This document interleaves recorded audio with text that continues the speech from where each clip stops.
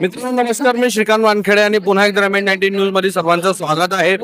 मित्रांनो आज बामसेफचं महाराष्ट्र राज्याच्या 39वे अधिवेशन या ठिकाणी पार पडलेले आहेत. या ठिकाणी बामसेफचे कार्यकर्ते उपस्थित आहेत आणि बामसेफचे राष्ट्रीय अध्यक्ष वामन मेश्राम साहेब या ठिकाणी उपस्थित आहेत. या ठिकाणी आपण त्यांच्याशी या ठिकाणी छोट्याखानी मुलाखत करणार आहोत. काय प्रश्न असतील आपण त्यांच्याशी या ठिकाणी विचारणार आहोत की महाराष्ट्रामध्ये नुकताच आगामी स्वराज्य संस्थांची निवडणूक या ठिकाणी होणार आहे. तर या ठिकाणी याच्यामध्ये बामसेफची मुख्य भूमिका काय असणार आहे आणि बामसेफ या ठिकाणी त्यांचा निर्णय काय घेणार आहे त्यासाठी आपण या ठिकाणी वामन मेश्राम साहेबांचे आपण प्रश्न विचारणार आहोत. आज आपल्या सोबत बामसेफचे राष्ट्रीय अध्यक्ष वामन मेश्राम साहेब जोडलेले आहेत. आपण मेश्राम साहेबांना या ठिकाणी विचारणार आहोत. साहेब, सर्वप्रथम MH19 न्यूज मध्ये आपलं स्वागत आहे. आगामी महाराष्ट्रामध्ये स्वराज्य संस्थांची निवडणूक या ठिकाणी होणार आहेत, त्याच्यामध्ये बामसेफची काय भूमिका असणार आहे? स्थानिक स्वराज्य संस्थेच्या बाबतीमध्ये संपूर्ण संघटनेला असं सांगण्यात आलेलं आहे की सर्व शक्तीनिशी ग्रामपंचायत, तालुका पंचायत, जिल्हा पंचायत, नगरपालिका, महानगरपालिकाच्या निवडणुका सर्व शक्तीनिशी लढवायचे. सर, याच्यामध्ये आपले जे उमेदवार असतील याच्यामध्ये सहभागी होणार आहेत का? माझे आणि तुमचे असा का फरक का करून राहिलेत? मी तर निवडणुकीमध्ये नाही आहे. बहुजन मुक्ती पार्टीचे लोक निवडणुका लढतील, बाकी आम्ही सर्व लोक त्यांना पाठिंबा देऊ. सर, जसे की आपण बघू शकतात की आता इंडिया आघाडीची गठबंधन या झालेली आहेत आणि महायुती सुद्धा या याच्यामध्ये आहेत आणि त्याचबरोबर शिवसेना ठाकरे गट असतील, शरद पवार गट असतील आणि काँग्रेस गट असतील, तर यांच्यासोबत पण आपण जाणार आहात का निवडणुकीमध्ये? त्या गठबंधनच्या संबंधामध्ये बहुजन मुक्ती पार्टीचे लोक चर्चा करत आहेत. सर, आपण आम्हाला काही रिपोर्ट आलेला नाहीये, पण त्यांच्या वार्ता चाललेल्या आहेत. सर, जसे की आपण आता भाषणामध्ये सांगितलं की ईव्हीएम फोडो आंदोलन आपण सुरू करणार आहात, त्याच्यामध्ये आपण मुख्य भूमिका सांगितली की जे करोड लेवलवर संघटन बांधणे, बूथ लेवलवर संघटन बांधलं की आम्ही फोडणार. सर, आणि त्याच्या पुढचं जे जन आंदोलन त्याच्या माध्यमातून सुरू होणार की फोडल्यानंतर, तर तिथपर म्हणजे त्याच्यामध्ये आपली ठाम भूमिका असणारच आहे का? म्हणजे मी पहिल्या नंबरवरच जेलमध्ये जायला तयार आहे आणि एक मशीन मी पण फोडणार आहे.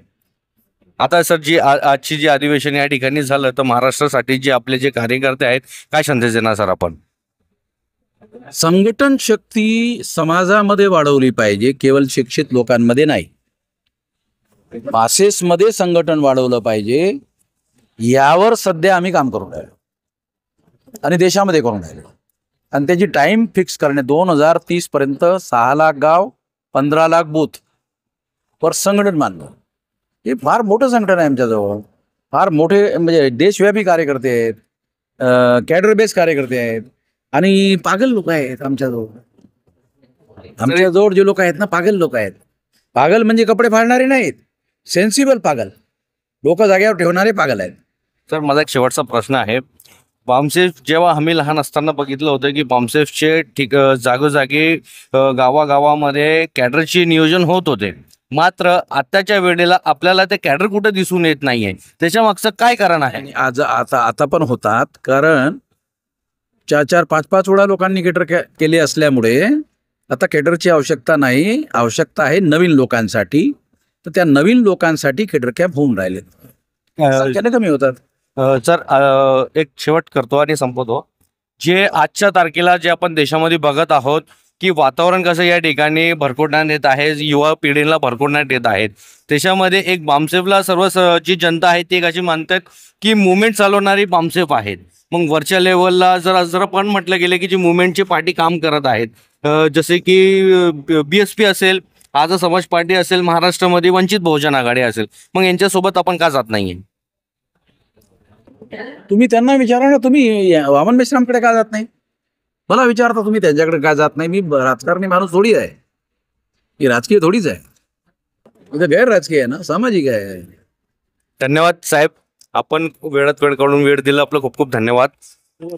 पण साहेबांना या ठिकाणी प्रश्न विचारण्याचा प्रयत्न केला. साहेबांना अतिशय चांगल्या पद्धतीने या ठिकाणी आपले प्रश्न मांडलेले आहेत.